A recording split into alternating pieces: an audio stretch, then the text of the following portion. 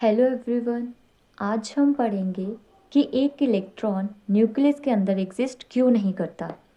पहले हम easy way में समझेंगे कि ऐसा क्यों है कि एक इलेक्ट्रॉन क्यों नहीं एग्जिस्ट कर पा रहा न्यूक्लियस के अंदर।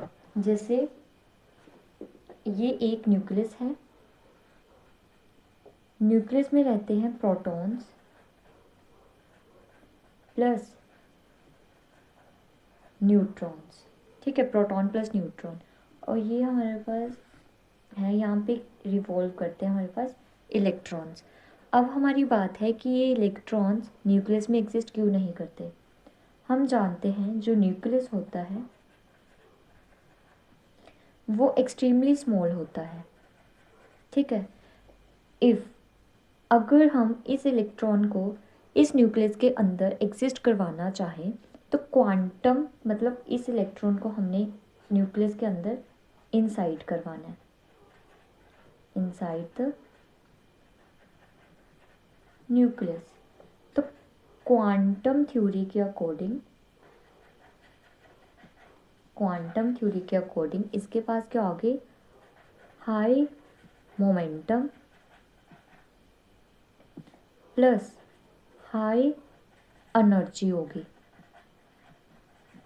ठीक है, कि अगर एक इलेक्ट्रॉन मतलब एक ऐसे समझो कि एक बड़ा सा कमरा है, उसमें आपको भेजा जाता है, मतलब बहुत बड़ा रूम है, तो आप फ्रीली मूव करोगे, आपको ज़्यादा एनर्जी लगाने की ज़रूरत नहीं पड़ेगी।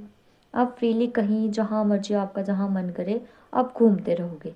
वहीं सेकंड केस हम लेते हैं, एक छोटा सा रूम है, उसमें आपको भेजा जाता है, छोटा सा रूम है उसमें भेजा जाएगा।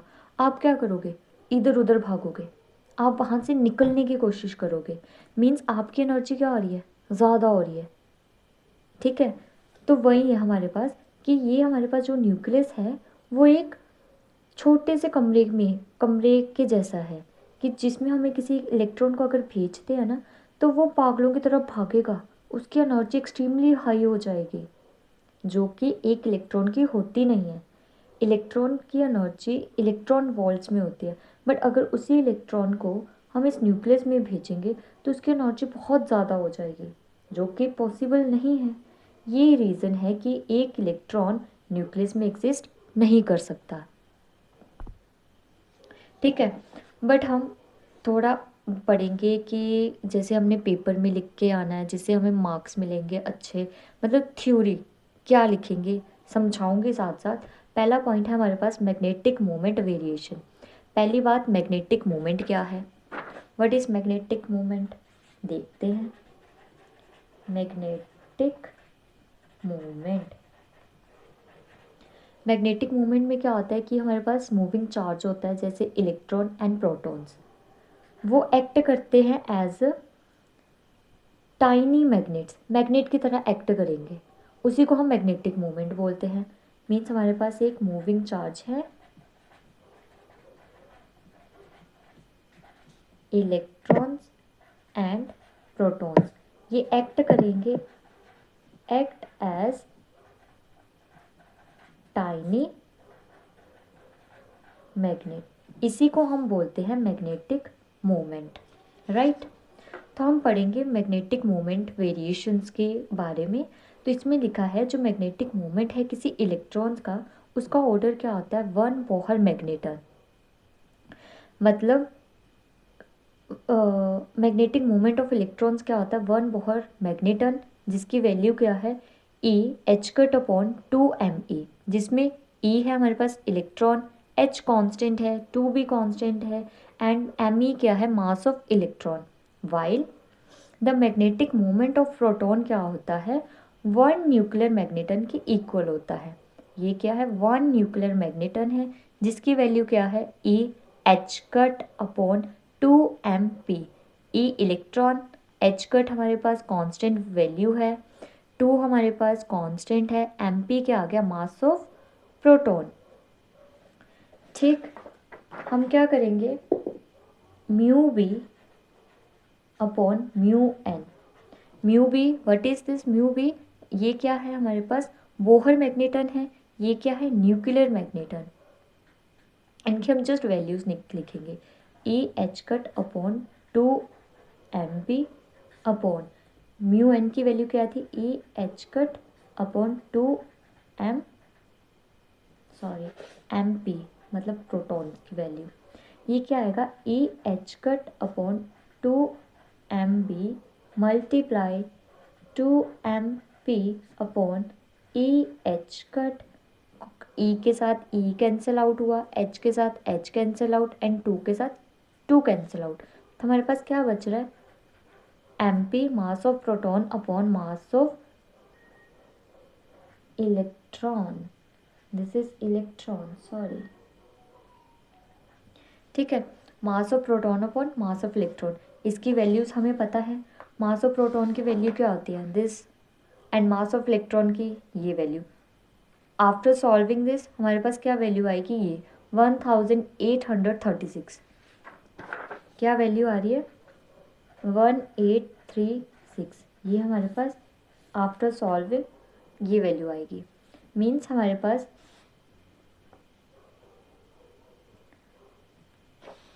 क्या हो रहा है कि इसको सॉल्व करके सॉरी ये वैल्यू आई, मीन्स ये वाली वैल्यू क्या आ रही है, ए 1836 ये वैल्यू आ रही है, इसके आगे Bohr magneton equals to 1836 mu N, ये हो रहा है, देखो क्या हो रहा है कि हमारे पास अगर किसी इलेक्ट्रॉन को इस न्यूक्लियस में रखना है ना, तो उसके पास कितनी एनर्जी होनी चाहिए, मतलब कितना मैग्नेटिक मोमेंट होना चाहिए, 1 बोहर मैग्नेटन।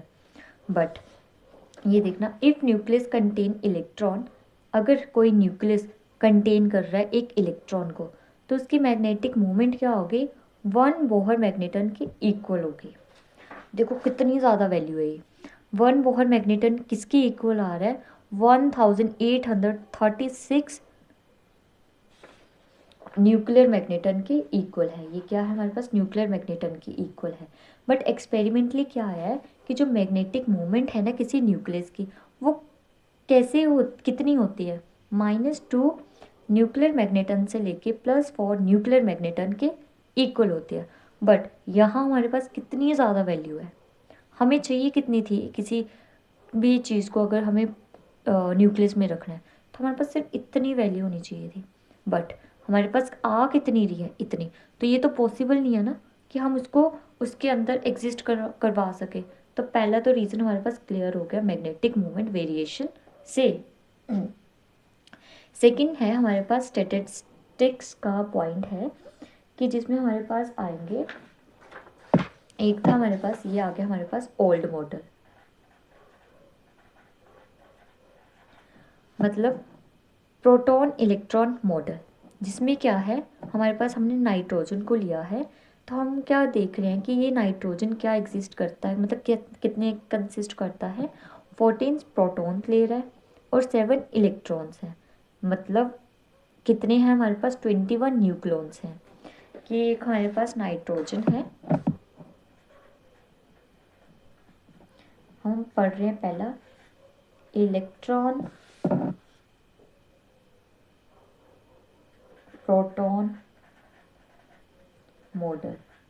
इसके अकॉर्डिंग क्या है, इस नाइट्रोजन के पास क्या है, 14 प्रोटॉन्स हैं प्लस 7 इलेक्ट्रॉन्स हैं इक्वल्स टू 21 न्यूक्लियॉन्स, जो कि क्या है ऑड नंबर है ना, दिस इज ऑड नंबर।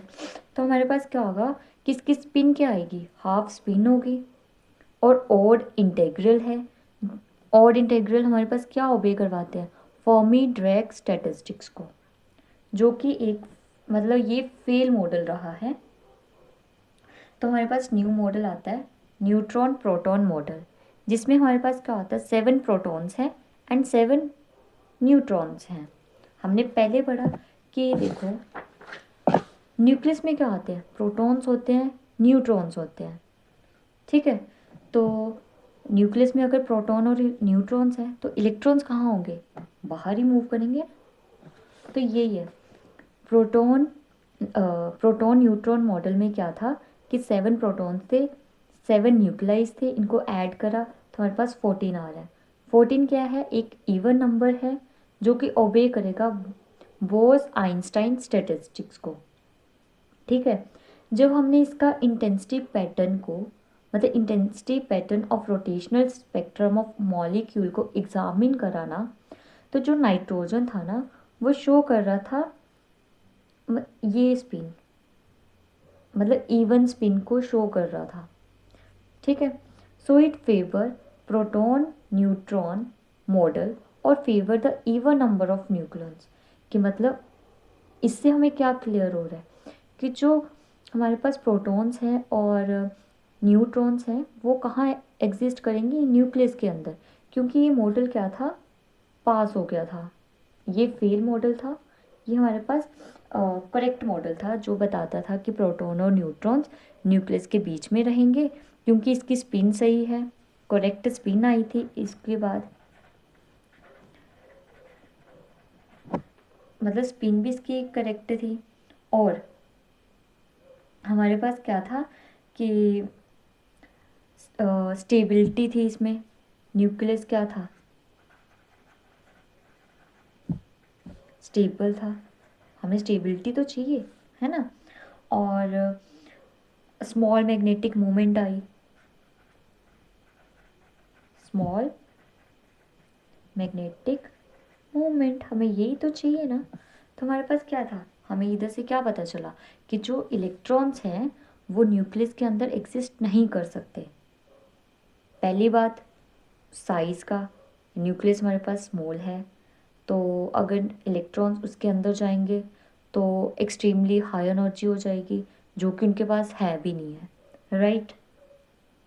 दूसरा हमने देखा मॉडल्स के अकॉर्डिंग कि प्रोटॉन इलेक्ट्रॉन मॉडल में हमें गलत स्पिन मिली थी। इन्होंने बोला था हाफ स्पिन आई है, बट वो गलत थी। हमारे पास जो मॉडल था न्यूट्रॉन प्रोटॉन मॉडल, वो एक राइट मॉडल था जिसने हमें स्पिन करेक्ट स्पिन दी कि हमारे पास इवन स्पिन होगी, सॉरी, है ना, कि इवन नंबर ऑफ न्यूक्लॉन्स होंगे, न्यूक्लियस हमारे पास स्टेबल रहेगा, स्मॉल मैग्नेटिक मोमेंट होगा। थैंक यू, बस आज के लिए इतना ही, आगे इसके अगला पार्ट आगे करेंगे।